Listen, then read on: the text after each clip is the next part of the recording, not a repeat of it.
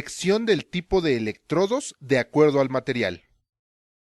En la soldadura por arco eléctrico, el electrodo es uno de los extremos del circuito eléctrico, el cual, al acercarse a la pieza que se va a soldar, completa el circuito y produce el arco eléctrico. Los electrodos están formados por una varilla metálica recubierta por una combinación de materiales diversos según el empleo del mismo. En algunos casos, sirve también como material fundente. Hay diferentes tipos de electrodos, cuyo uso es indispensable en la industria metalmecánica. Su correcta aplicación evita los problemas que surgen al momento de soldar, tales como alabeos, desviaciones, fracturas y salpicaduras, que son ocasionados por la gran cantidad de calor generada al soldar. Entre mayor sea el valor de la corriente eléctrica utilizada para soldar, mayores probabilidades habrá de que estos problemas ocurran. Por eso, es muy importante saber cuál es el tipo de electrodo y la forma adecuada de utilizarlo para el trabajo que vas a realizar. La Sociedad Americana de Soldadura, AWS, y la Sociedad Americana de Ingenieros Mecánicos, ASME, son reconocidas autoridades dentro del ámbito de la soldadura, las cuales dictan normas de clasificación de electrodos. Necesitamos conocer la guía para la interpretación de la denominación de los electrodos recubiertos para aceros dulces y de baja aleación. La AWS ha adoptado una serie de 4 o 5 números seguidos de la letra E. Esta letra significa que el electrodo es para soldadura por arco. Veamos, por ejemplo, el significado del electrodo con la denominación E6010. Las dos primeras cifras de un número de 4 o las tres primeras de uno de 5 significan la resistencia mínima a la tracción en unidades de miles de libras por pulgada cuadrada del metal depositado. La penúltima cifra significa la posición en que se debe aplicar, como puede ser plana, horizontal, vertical y sobre cabeza. La última cifra significa el tipo de corriente, corriente alterna o corriente continua, el tipo de escoria, rebaba, tipo de arco, penetración y presencia de compuestos químicos en el recubrimiento. En los electrodos de acero aleado, las 4 o 5 cifras de la denominación van seguidas generalmente de una letra símbolo, como A1, B1, B2, etc. Estos sufijos estándar de la AWS se agregan para indicar adiciones específicas de elementos de aleación. Por ejemplo, un electrodo revestido para soldadura al arco que tenga una denominación E7015A1 es un bajo hidrógeno para todas las posiciones, para corriente directa en polaridad invertida. Tiene contenido de molibdeno entre 0.40 a 0.65%, promedio 0.50%. La clasificación de sufijos es la siguiente. A. Electrodos para aceros al carbono molibdeno. B. Electrodos para aceros al cromo molibdeno. C. Electrodos para aceros al níquel. D. Electrodos para aceros al manganeso molibdeno. Nm. Electrodos para aceros al níquel molibdeno. G. Electrodos generales de aceros de baja aleación. M. Electrodos similares a las especificaciones militares. P1. Electrodos para líneas de tubería de petróleo y derivados. W. Electrodos para aceros climatológicos. Casi todos los metales conocidos pueden ser soldados, ya sea mediante un proceso u otro. Así, la soldadura eléctrica que utiliza electrodos revestidos se utiliza principalmente sobre aceros, ya que estos poseen diferentes propiedades. Dependiendo de la cantidad de aleación que contengan, los electrodos para soldadura se deberán seleccionar basándose en la composición del acero a soldar. Por lo general, los aceros se clasifican de acuerdo con su contenido de carbono, esto es, acero de bajo, mediano y alto carbono. Un electrodo para todos los fines, para todas las aplicaciones y que dé resultados iguales, es imposible encontrarlo. En otras palabras, el electrodo universal no existe y no puede existir. No se trata entonces de buscar el más caro, sino de encontrar el justo para cada caso. Entonces, para escoger el electrodo adecuado, es necesario analizar las condiciones de trabajo en particular y luego determinar el tipo y diámetro del electrodo que más se adapte a estas condiciones. El soldador debe conocer los factores para elegir el electrodo adecuado, los cuales son naturaleza del metal base, dimensiones de la sección o pieza a soldar, tipo de corriente de que se dispone, posición en que se soldará, tipo de unión, características que debe poseer la soldadura, resistencia a la corrosión, gran resistencia a la atracción y ductilidad. También es importante conocer qué amperaje se utilizará de acuerdo al electrodo. Este se define con base en el diámetro y la longitud del mismo. Los diámetros más comunes con su amperaje se pueden ver en esta tabla. Por ejemplo, si tenemos un electrodo de 1/4 de pulgada con una longitud de 18 pulgadas, debemos usar un amperaje con valor mínimo de 180 amperes y hasta un máximo de 300 amperes. Los requerimientos del trabajo son siempre la base para la selección de electrodos. Si toma en cuenta cuidadosamente todas las características, no deberá existir dificultad alguna en la selección del electrodo, que proporcionará estabilidad del arco, suavidad al cordón, fácil retiro de escoria y un chisporroteo mínimo, factores esenciales para producir soldadura de calidad en forma más rápida. A soldar. Los primeros puntos de soldadura. Para iniciar a soldar, es necesario que portes todo el equipo de seguridad que se ha recomendado y tengas a la mano la máquina para soldar adecuada y en buenas condiciones para el trabajo que vas a realizar.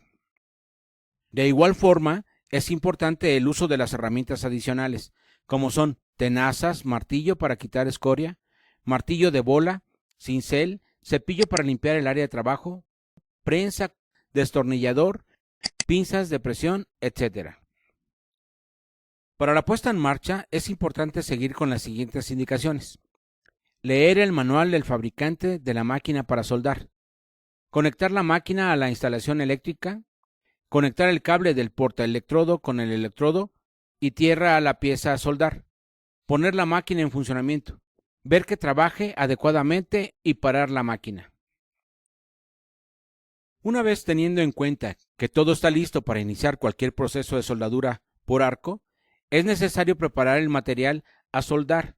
Esto se hace por medio de biselados en los bordes de los materiales a soldar, los cuales pueden llegar a ser de diversas formas y se hacen por medio de herramientas de corte o de desbaste, como son pulidora, esmeriles, etc. Un borde puede ser recto, media B, doble media B, J, doble J, curvo o redondo. Cada uno de estos bordes debe tener un ángulo.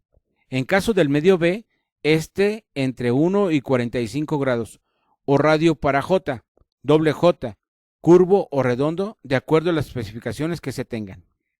De acuerdo a estos bordes, es que se generan varios tipos de configuraciones de biselados.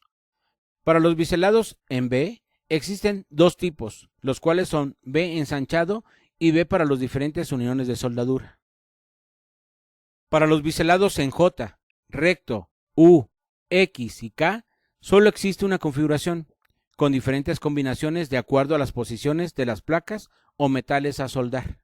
Después de haber realizado la preparación del material, es muy importante detener firmemente las piezas a soldar, ya sea con una prensa de banco o en C, ya que de otra manera la soldadura no va a ser la adecuada o ésta será deficiente si se llegase a mover. Para iniciar a soldar, es importante saber cuál es el principio básico. Al juntar el electrodo con el material a soldar, se genera un arco eléctrico, por lo cual circula la corriente. Es por ello que hay que retirar el electrodo al menos de 5 a 10 milímetros para que el electrodo empiece a fundirse y se produzca la soldadura. Esto también se puede realizar por medio de raspado, el cual consiste en acercar el electrodo a la placa de manera rápida y jalándolo hacia atrás para despegarlo de esta. Si ninguno de estos procedimientos se realiza, el electrodo no se fundirá y solo circulará la corriente entre el material y el electrodo, lo cual es incorrecto. Después de realizar el trabajo de unión o cordón, es importante quitar la escoria que se genera, para así poder realizar la siguiente soldadura encima de la soldadura anterior. Recuerda no enfriar las piezas con agua, ya que podrían afectar el temple de la soldadura hecha. De esta manera, ya sabes cómo iniciar el trabajo de soldar.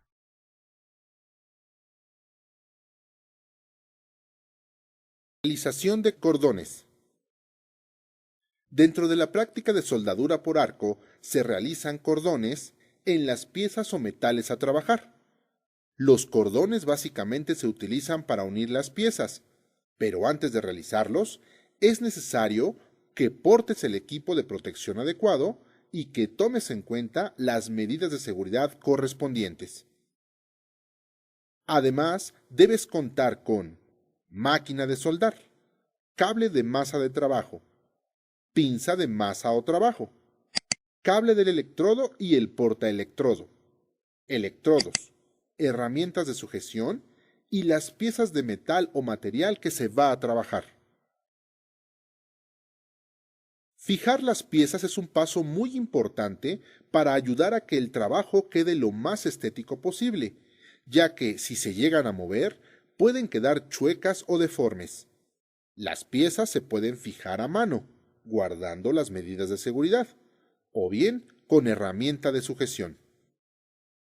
Coloca, alinea y fija los materiales que se van a trabajar para que, posteriormente, selecciones los electrodos de acuerdo a sus propiedades.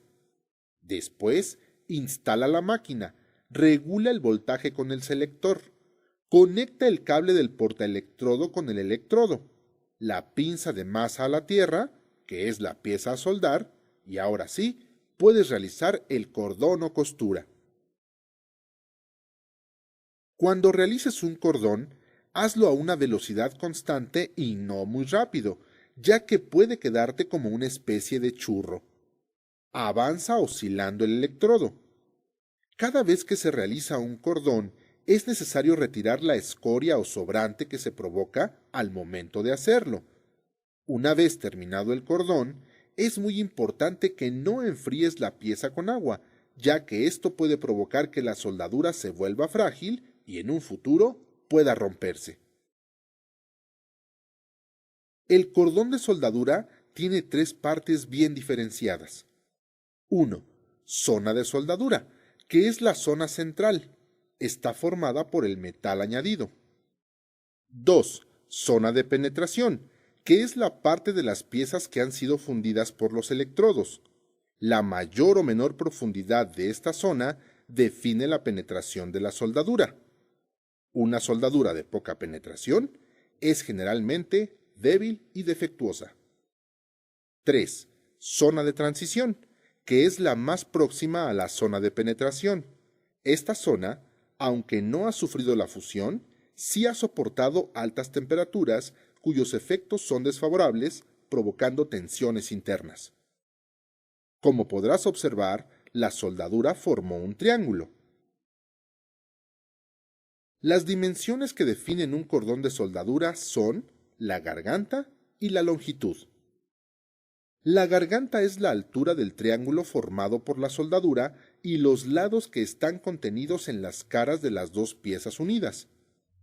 La longitud eficaz es la longitud real de la soldadura menos los cráteres extremos. Se admite que la longitud de cada cráter es igual a la garganta. Los cordones de soldadura se pueden clasificar en 1. Por la posición geométrica de las piezas a unir, como soldaduras a tope o en ángulo. 2. Por la posición del cordón de soldadura respecto a donde se aplicará la fuerza, como cordón frontal, lateral u oblicuo. Y 3. Por la posición del cordón de soldadura durante el soldado, como cordón plano, horizontal, horizontal en ángulo, vertical, en techo o en techo y en ángulo. Algunas de las recomendaciones para soldaduras a tope son: las piezas a unir deben estar limpias antes de depositar el primer cordón y hasta el cierre, que deben ser continuas en toda la longitud y de penetración completa. Cuando no sea posible el acceso por la cara posterior, debe conseguirse penetración completa. Cuando se unen piezas de distinta sección, se debe adelgazar la mayor con una pendiente inferior al 25%. Durante la soldadura, se genera calor que se propaga a lo largo y ancho de las piezas, produciendo un enfriamiento más o menos rápido de las partes en las que la temperatura ha superado la del punto crítico del acero. La velocidad de enfriamiento de la pieza tiene un efecto importante sobre la estructura interna del metal, ya que puede modificar las características mecánicas del mismo y provocar aumento de fragilidad en la pieza. También se producen contracciones de las zonas calentadas al enfriarse posteriormente. Si las contracciones ocurren sobre piezas con libertad de movimiento, ocasionarán que éstas se deformen. Recuerda que los cordones nos serán útiles para la realización de uniones de piezas metálicas que debes trabajar con seguridad y cuidando el aspecto estético.